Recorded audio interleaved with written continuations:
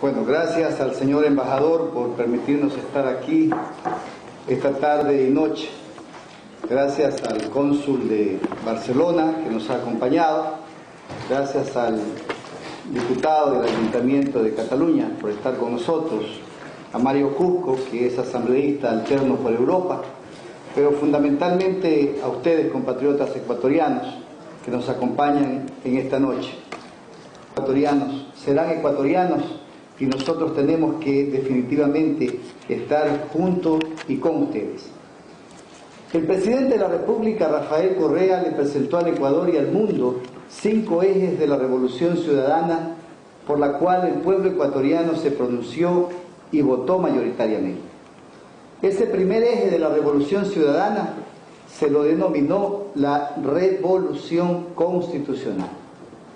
¿Qué quería el presidente de la República en su programa de gobierno? Decirle al Ecuador y al mundo que el Ecuador necesitaba urgentemente un nuevo marco institucional del Estado, es decir, una nueva constitución para que se pudiese gobernar. Ustedes y el mundo es testigo de que el Ecuador venía de crisis en crisis política, financiera, económica, social, ética, moral, inclusive en la administración pública. Entonces era necesario desbaratar fundamentalmente la última constitución del Ecuador que se aprobó en 1997-1998. Del excedente petrolero y no quedaban recursos económicos, especialmente para pagar la deuda social en el Ecuador. Eso contenía. ¿Qué contenía esta Constitución en derecho? Por ejemplo, la participación de las mujeres. Contenía única y exclusivamente en la disposición transitoria 17, de que solamente el 20% de las mujeres podían intervenir en los procesos democráticos y electorales. Era entonces excluyente. No había la participación de los jóvenes. No se garantizaba los derechos de los adultos mayores. No se garantizaban los derechos de las mujeres en estados de embarazo. No había la jubilación universal. Jamás existió en el Ecuador, en ninguna constitución, la jubilación universal. Pero lo más desastroso de esta constitución es lo que el presidente de la Asamblea indicó. En el artículo 265 de la Constitución del 98 y en la transitoria 42ª, imagínense en lo que se establece.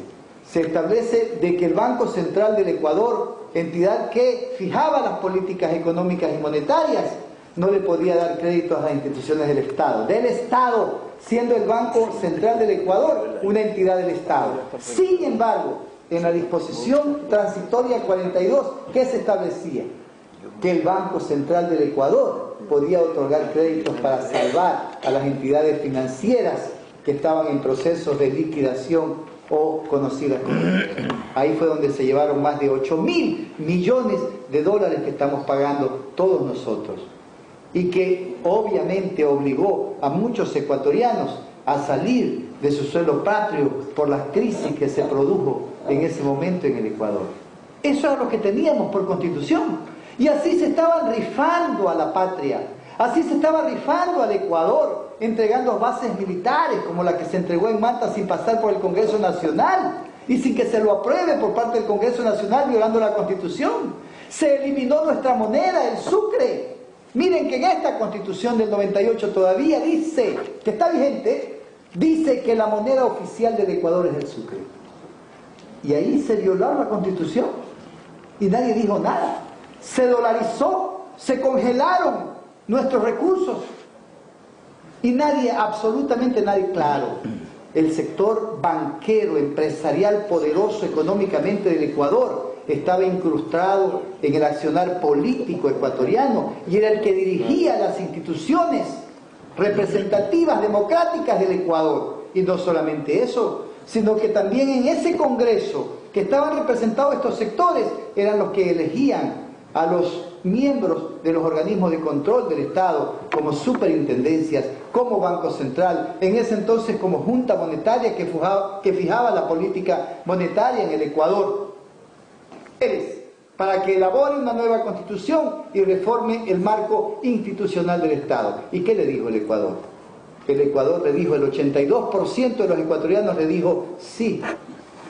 Sí, pese a que el Congreso se opuso radicalmente, un expresidente inclusive hasta hizo destituir a su propia cónyuge, a su mujer del Congreso Nacional, por haber votado a favor de la consulta popular. Luego de que el pueblo ecuatoriano se pronunció, entonces Acuerdo País fue favorecido con 80 escaños de 130. ¿Para qué? Para ese objetivo, y por lo tanto teníamos que cumplir con lo que el pueblo dijo. Bien, frente a esta vieja Constitución, a este pasado que queremos realmente olvidarlo y que queremos enterrarlo el 28 de septiembre, cuando ustedes y nosotros tengamos que ir a las urnas, ¿qué le proponemos hoy? Este nuevo proyecto de Constitución Política de la República, que se elaboró en Montecristi, provincia de Manabí, cuna del general Eloy Alfaro, en 8 meses que nos dio el pueblo ecuatoriano para elaborarla, y cumplimos a cabalidad con los 8 meses, no nos prolongamos un solo día más, y en los 8 meses pudimos elaborar este proyecto de Constitución que hoy está a consideración de ustedes para que lo aprueben o reprueben. Y alternada. ¿En qué más avanza esta Constitución? Avanza en un reconocimiento de los adultos mayores, de los derechos de los adultos mayores, es decir, a los mayores de 65 años. ¿Qué se le va a dar? La seguridad universal, independientemente de que tenga o no relación de dependencia o haya o no aportado a la seguridad social ecuatoriana. ¿Qué más se le va a dar a los adultos mayores? La atención médica y medicina gratuita en los establecimientos públicos y privados, de determinados tributos como notariales, registrales y servicios públicos hasta un 50%. Estamos entonces avanzando en derechos, y eso es lo importante, ¿sí? ¿Qué más avanzamos en derechos? El reconocimiento de la ciudadanía universal, que ya los compañeros explicaron. El declarar al mundo de que el Ecuador se constituye en un territorio de paz. Estamos locos los asambleístas del Ecuador. ¿Por qué estamos locos? Por decirle al mundo de que queremos vivir en paz, y por decirle que el Ecuador es el primer país del mundo que declara en su constitución de que nos declaramos en un territorio de paz. Sí, señor, estamos locos. Si queremos que esta tierra, este planeta tenga paz. Si queremos que a ningún ciudadano en el mundo se le diga que es un ilegal, sino un ser humano, y se lo trate como tal. Eso propugnamos. Y ojalá muchos países no estuvo presente.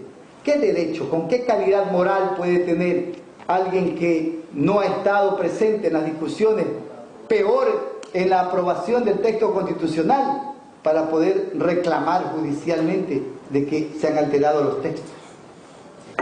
Entonces, compatriotas, este es el proceso que vive el Ecuador y que ustedes están llamados hoy a decidirlo con su voto. Yo vengo insistentemente indicando en los foros, en las conferencias, en donde yo he podido intervenir, en las universidades, en los colegios, en donde he ido a dar las conferencias, las charlas, de que son ustedes los que deciden el futuro de la patria.